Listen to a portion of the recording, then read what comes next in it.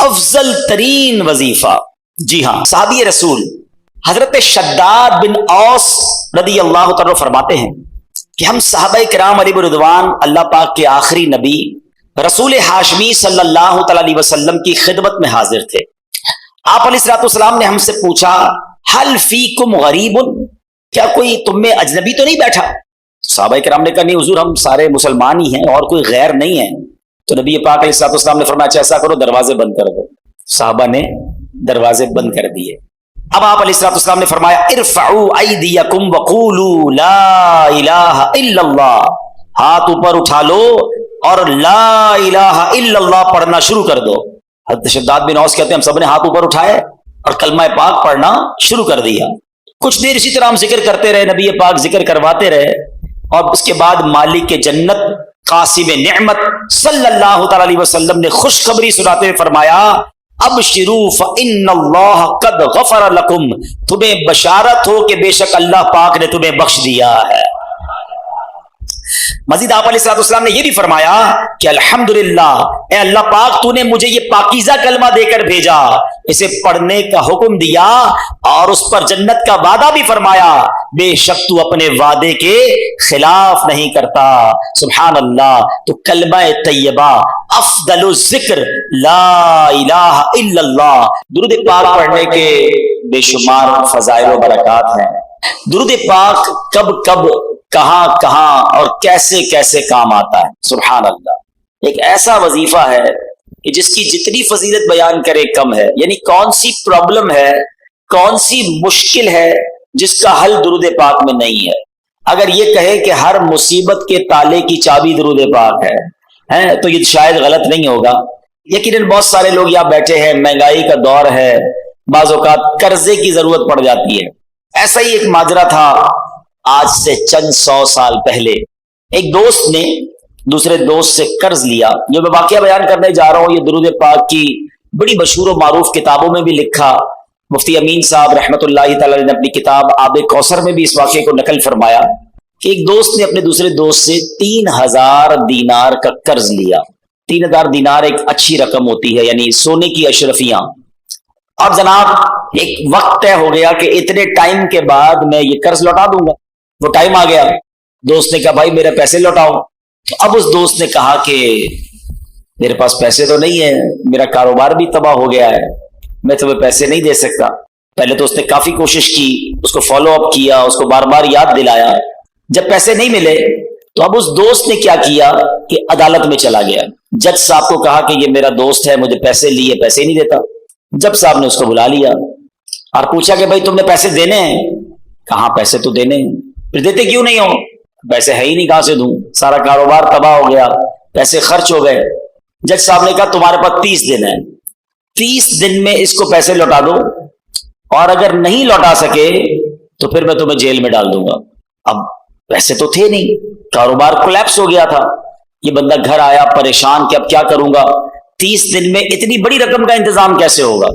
مگر اس بندے نے کتابوں میں لکھا ہے کہ شاید وہ حدیث سن رکھی تھی یا پڑھ رکھی تھی کہ حدیث پاک میں آتا ہے جس کا مضمون ہے کہ کوئی بندہ اگر مشکل میں ہو، پریشانی میں ہو، تو اس کو چاہیے مجھ پر درود پڑھے کہ جو درود پاک ہے وہ بندے کی مصیبتیں اور پریشانیوں کو لے جاتا ہے. اس نے کہا اور تو کوئی طریقہ ہے نہیں، پیسے تو ہے نہیں. صبح سے لے کر شام تک درود پڑھنے لگا.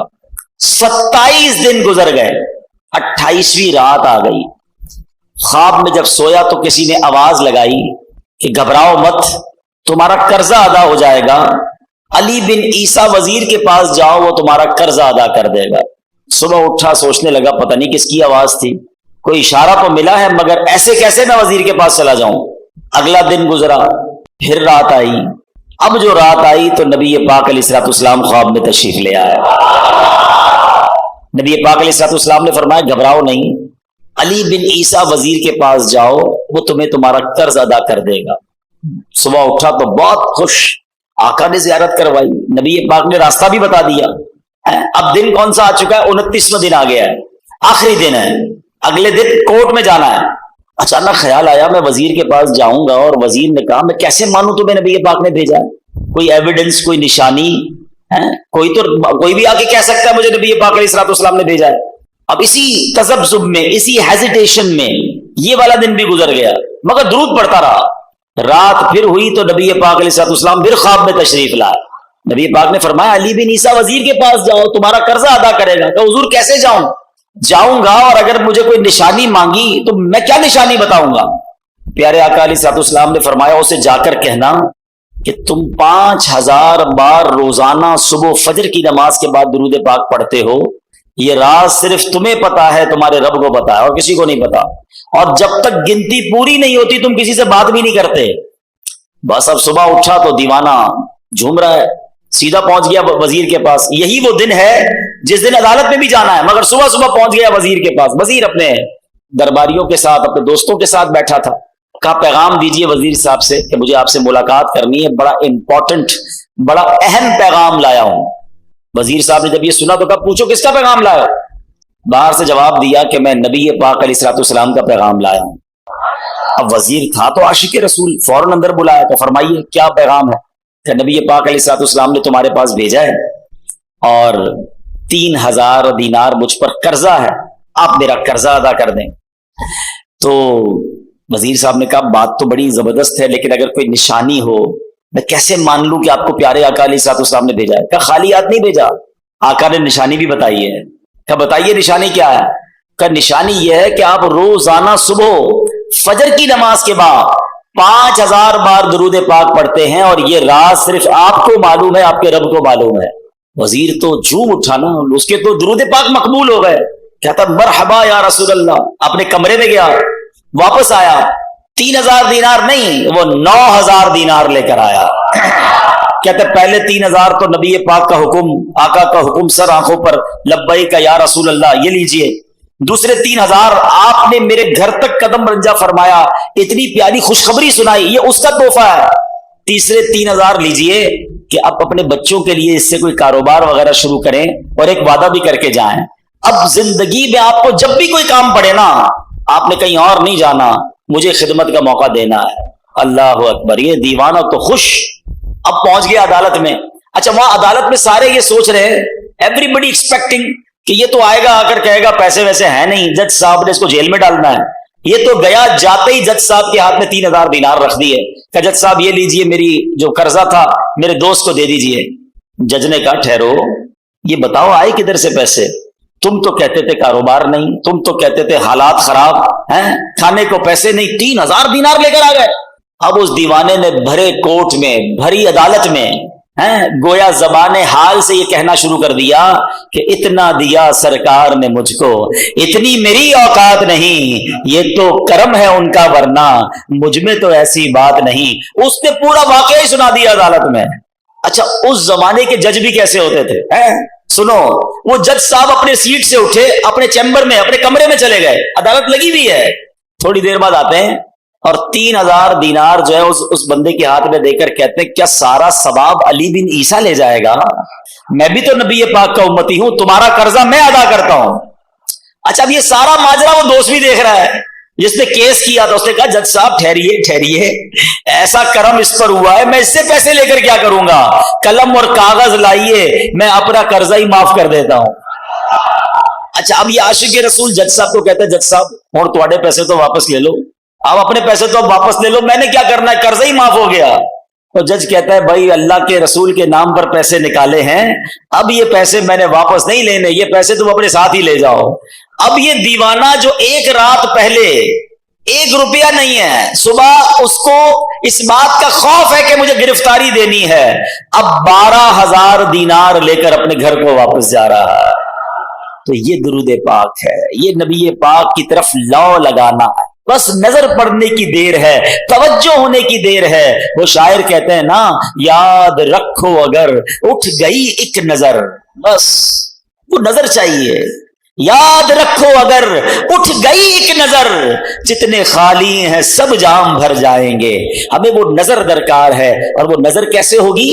کہ ان کی بارگاہ میں درود پاک کا نذرانہ ہو, ان کی سنتوں پر عمل کرنے والی زندگی ہو, نبی پاک کی رضا والے کام ہو. پھر دیکھیں آقا جب نگاہ عنایت فرماتے ہیں, بہت سارے لوگ ملتے ہیں, پرچیاں دیتے ہیں, بیماری ہے, قرضہ ہے, پریشانی ہے, جناب گھر میں بڑے مسائل ہیں, جس کام میں ہاتھ ڈالتا ہوں وہ کام برباد ہو جاتا ہے. سنو بریلی کے تاجدار, سب باتوں کا سولوشن کیا دے رہے ہیں, حل کیا بتا رہے ہیں؟ فرماتے قسمت میں لاکھ پیچ ہوں, 100 بل 1000 کج. کہتے گتھی بن گئی ہے نا زندگی, ایسا لگتا ہے گتھی ہو گئی ہے, سمجھ ہی نہیں آ رہا کون سا سرا پکڑوں, کیسے مسائل حل کروں, ایک مسئلہ حل کرتا ہوں دوسرا کھڑا, دوسرا حل کرتا ہوں تیسرا. امام عشق و محبت کہتے ہیں قسمت میں لاکھ پیچ ہوں, 100 بل 1000 کج. آقا یہ ساری گتھی ایک تیری سیدھی نظر کی ہے, ایک نظر پڑنی ہے ساری گتھیاں سلجھ جانی ہے. تو درود پاک پکڑ لو, اس کمال کا وظیفہ, پکڑ لو اس کو, چلتے پھرتے اٹھتے بیٹھتے پڑھتے رہو. پھر دیکھو کیسے نگاہ کر رحمت ہوتی ہے. ہمیں کسی سے کیوں مانگنا ہے, منت غیر کیوں اٹھائیں, کوئی ترس جتائے کیوں. کیا بات کہتے ہیں اعلیٰ حضرت بھی ہیں, کوئی ہم پر کیوں ترس جتائے یار, میں نبی پاک کا امتی ہوں نا.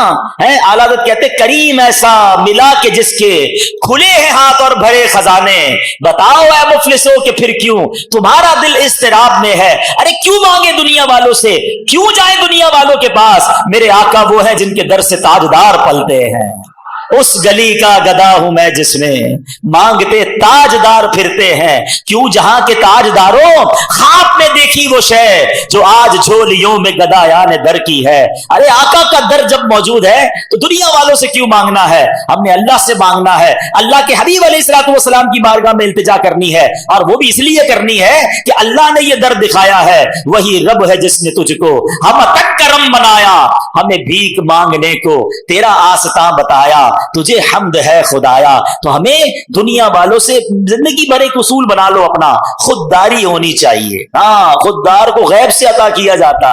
اللہ سے یہ دعا مانگو, یا اللہ مجھے بانٹنے والا بنانا, مجھے دینے والا بنانا, کبھی مانگنے والا نہ بنانا. پھر دیکھو تمہاری عزت بھی بڑھتی ہے, تمہاری روزی میں بھی برکت ہو جائے گی. تو بہرحال اللہ ہمیں کبھی کسی کا محتاج نہ بنائے, غیب کے خزانوں سے عطا فرمائے. درود پاک پڑھتے رہیے, جھولیاں بھری جاتی رہیں گی. ایک بار پھر محبت کے ساتھ باواز بلند درود پاک پڑھ لیں. صلو علی الحبیب محمد صلی اللہ علیہ وسلم. آج ماشاءاللہ درود پاک پر کافی زبردست کلام ہوا. ایک اور شاندار وظیفہ, اللہ اکبر, بلکہ شاید میں یہ کہوں تو غلط نہیں ہوگا کہ افضل ترین وظیفہ. جی ہاں, آج اس پر بات کریں گے, اور وہ کتنا اہم ہے ہماری زندگی میں, ہمارے ایمان کے لیے, وہ بھی انشاءاللہ پتہ چل جائے گا.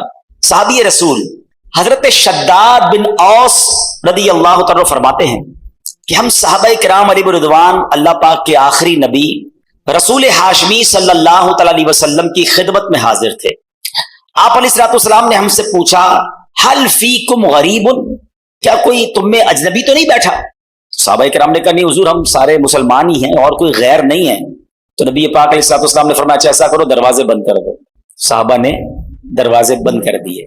اب آپ علیہ الصلوۃ والسلام نے فرمایا ارفعوا ایدیکم وقولوا لا الہ الا اللہ, ہاتھ اوپر اٹھا لو اور لا الہ الا اللہ پڑھنا شروع کر دو. حضرت شداد بن اوس کہتے ہیں ہم سب نے ہاتھ اوپر اٹھائے اور کلمہ پاک پڑھنا شروع کر دیا.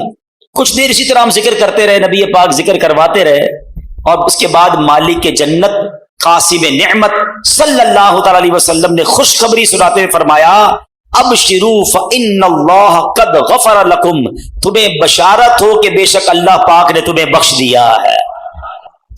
مزید آپ علیہ الصلوۃ والسلام نے یہ بھی فرمایا کہ الحمدللہ, اے اللہ پاک تو نے مجھے یہ پاکیزہ کلمہ دے کر بھیجا, اسے پڑھنے کا حکم دیا اور اس پر جنت کا وعدہ بھی فرمایا, بے شک تو اپنے وعدے کے خلاف نہیں کرتا.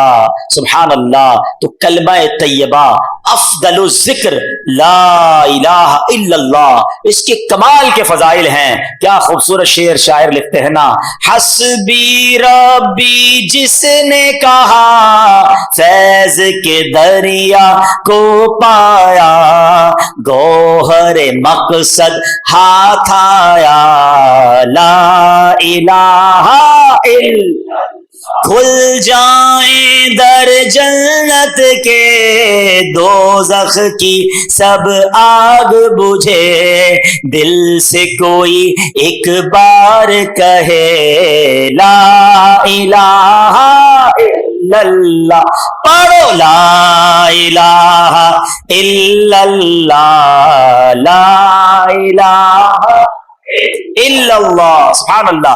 کلمہ طیبہ کے بہت فضائل ہیں. یاد رہے یہ افضل ترین ذکر بھی ہے, بہترین وظیفہ بھی ہے. یہی کلمہ پڑھ کر غیر مسلم مسلمان ہوتا ہے. یہی مبارک کلمہ سچے دل سے پڑھنے کی برکت سے غیر مسلم کے سب گناہ دھل جاتے ہیں اور وہ جنت کا حقدار بن جاتا ہے.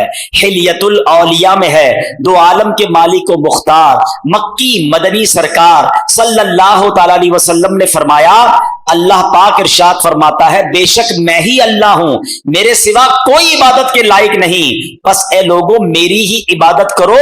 تم میں سے جو کوئی میری بارگاہ میں سچے دل سے لا الہ الا اللہ کی گواہی کے ساتھ آئے گا وہ میری پناہ میں داخل ہوگا, اور جو میری پناہ میں داخل ہوا وہ میرے عذاب سے محفوظ ہو گیا.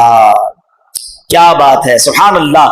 کلمہ طیبہ کے مختلف نام ہیں, یاد رکھیے گا. لا الہ الا اللہ محمد الرسول, مل کر پڑھ لیں لا الہ الا اللہ محمد الرسول اللہ صلی اللہ تعالی علیہ وسلم. اس کے بہت سارے نام ہیں. اس کا ایک نام کلمہ توحید بھی ہے, کلمہ اخلاص بھی ہے, اسے کلمہ احسان بھی کہتے ہیں, اسے کلمۃ التقوی بھی کہتے ہیں. اس مبارک کلمے کا ایک نام کلمہ ثابتہ یعنی ثابت شدہ کلمہ, پکا کلمہ, نام مٹنے والا کلمہ, ہمیشہ رہنے والا کلمہ بھی ہے. سبحان اللہ. اتنے حدیث اور اتنے فضائل ہیں اس کے بارے میں. صحابی رسول حضرت ابو ہریرہ رضی اللہ تعالیٰ عنہ فرماتے ہیں میں نے اللہ پاک کے آخری نبی رسول ہاشمی صلی اللہ تعالیٰ علیہ وسلم کی خدمت میں عرض کی, یہ بخاری شریف کی حدیث ہے کہ یا رسول اللہ صلی اللہ تعالیٰ علیہ وسلم قیامت کے دن آپ کی شفاعت سے حصہ پانے والے خوش نصیب لوگ کون ہوں گے؟ فرمایا اے ابو ہریرہ میرا گمان یہی تھا کہ تم سے پہلے مجھ سے کوئی یہ بات نہیں پوچھے گا. نبی پاک کو یہ بھی پتا تھا سوال کون پوچھے گا مجھ سے. فرمایا کیونکہ میں حدیث سننے کے معاملے میں تمہاری حرص کو جانتا ہوں. پھر فرمایا اے ابو ہریرہ قیامت کے دن میری شفاعت پانے والا خوش نصیب وہ ہوگا جو سچے دل سے لا الہ الا اللہ کہے گا. ایک بار پھر پڑھ لیں لا الہ الا اللہ محمد الرسول اللہ صلی اللہ تعالی علیہ وسلم. حضرت عثمان بن مالک رضی اللہ تعالی سے روایت ہے رسول رحمت شفیع امت صلی اللہ تعالی علیہ وسلم نے فرمایا جو بندہ صرف اور صرف اللہ پاک کی رضا کی خاطر لا الہ الا اللہ کہے بے شک اللہ پاک اس پر دوزخ حرام فرما دیتا. ایک بار پھر پڑھ لیں لا الہ الا اللہ محمد الرسول اللہ صلی اللہ تعالی علیہ وسلم.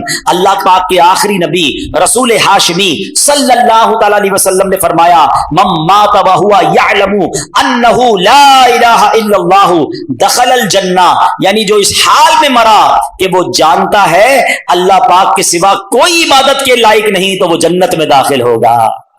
ایک حدیث پاک میں ہے پیارے آقا مکی مدنی مصطفیٰ صلی اللہ علیہ وسلم نے فرمایا ثمن الجنتی لا الہ الا اللہ. بڑی پیاری حدیث ہے, اتنی مختصر ہے مگر کیا پیاری بات فرما دی. آپ کہیں جناب مجھے ڈیفنس میں بنگلہ چاہیے, آپ اگلا سوال ہوگا کتنے کا ہے, قیمت کیا ہے, پرائس کیا ہے, مجھے فلاں والا نیا موبائل چاہیے, آپ مجھے بھی چاہیے, قیمت تو بتاؤ. اچھا جناب فلاں قسم کی گاڑی چاہیے مگر یہ تو بتاؤ کتنے کی ہے, جیب میں پیسے ہوں گے تو لوں گا نا. اب اگر آپ سے کوئی کہے کہ جنت کی قیمت کیا ہے, جنت کا سمن کیا ہے, جنت کا داخلہ کیسے ملے گا, ہائے ہائے نبی پاک نے ایک لائن میں جنت کی قیمت بیان فرما دی. آقا فرماتے ثمن الجنہ لا الہ الا اللہ, آقا فرماتے جنت کی قیمت لا الہ الا اللہ. پھر پڑھ لو لا الہ الا اللہ محمد الرسول صلی اللہ علیہ وسلم. ایک اور روایت میں ہے رسول اکرم نور مجسم صلی اللہ تعالی علیہ وسلم نے فرمایا مفاتیح الجنتی شہادت لا الہ الا اللہ. جنت کی چابیاں لا الہ الا اللہ کی گواہی دینا ہے. اللہ اکبر سبحان اللہ. یہ ہے کلمہ طیبہ, یہ ہے سبحان اللہ کلمہ طیبہ کی برکتیں. سبحان اللہ. اب ایک عجیب سا واقعہ آپ کو سناتا ہوں, اور واقعہ ہے حضرت بایزید بسطامی کا. حضرت بایزید بسطامی رحمت اللہ تعالی ایک مرتبہ سفر میں تھے. آپ کو غیب سے آواز آئی اے بایزید سمعان نامی شہر میں جاؤ, وہاں کے غیر مسلموں کے ساتھ ان کے عید کے اجتماع میں شرکت کرو. بایزید فرماتے ہیں کہ اللہ پاک کی پناہ, میں غیر مسلموں کے تہوار میں شرکت کروں؟ آپ نے کہا کہ نہیں, یہ میرے لیے پیغام نہیں ہو سکتا. رات سوئے, خواب میں پھر یہی آواز آئی بایزید جاؤ اور غیر مسلموں کے فلاں تہوار میں عید میں شرکت کرو. پھر یہ کہتے میں اٹھ گیا, خواب سے کانپنے لگا, سوچ رہا تھا کہ یہ کس کی آواز ہے, مجھے کون پیغام دے رہا ہے, کہیں شیطان کی طرف سے تو نہیں. کہہ رہے میں بیدار تھا تو جاگتے میں آواز آئی اے بایزید ڈرنے کی ضرورت نہیں, تم میرے فرما بردار ہو, مگر غیر مسلموں والا لباس پہنو, ان کے اجتماع میں جاؤ, ایک راز ہے اس میں. اب حضرت بایزید اللہ کے برگزیدہ بندوں میں سے ہیں. اب سمجھ گئے کہ یہ شیطان کی طرف سے آواز نہیں ہے, یہ رحمان کی طرف سے پیغام ہے. آپ نے لباس پہنا اور آپ چلے گئے غیر مسلموں کے تہوار میں. اب سارے بہت بڑا میدان, بہت بڑا میلہ, سب لوگ اپنے سب سے بڑے عالم کے انتظار میں بیٹھے ہیں. کچھ دیر بعد ان کا عالم آیا, سب لوگ بیٹھ گئے, اس نے تقریر کرنی تھی, مگر جیسی وہ عالم تقریر کرنے کھڑا ہوا نا, وہ کپ کپانے لگا, وہ لرزنے لگا, اور وہ کہتا ہے کہ لوگوں نے کہا اے سردار آپ تقریر شروع کیجئے. تو کہتا ہے کہ تو ہمارے اجتماع میں ایک محمدی بیٹھا ہے, ایک اللہ کے آخری نبی کا امتی بیٹھا ہے, اور وہ تمہارے دین کا امتحان لینے آیا ہوا ہے, اس لیے میری آواز ہی نہیں نکل رہی ہے. پھر اس نے بلند آواز سے کہا اے محمدی, اے اللہ کے آخری نبی کے امتی کھڑے ہو جاؤ. حضرت بایزید بسطامی کھڑے ہو گئے. تو اس عالم کہتا میں تم سے کچھ سوال کروں گا, تم نے جواب دیا تو اس کے بعد ہم ساری باتیں تمہاری مانیں گے, اور اگر تم جواب نہ دے سکے تو ہم تمہیں قتل کر دیں گے. حضرت بایزید بسطامی تو ولیوں کے سردار تھے, آپ نے کہا پوچھو جو پوچھنا ہے. اس غیر مسلم نے بھرے مجمع میں 61 سوال کیے, 61 کوسچن کیے حضرت بایزید بسطامی سے. حضرت بایزید بسطامی نے سب کے سب ٹھیک جواب ارشاد فرما دیے. حضرت بایزید بسطامی نے اسے سوال کیا, تم نے کر لیے سوال, اب میں سوال کرتا ہوں, بتاؤ آسمانوں اور جنت کی چابی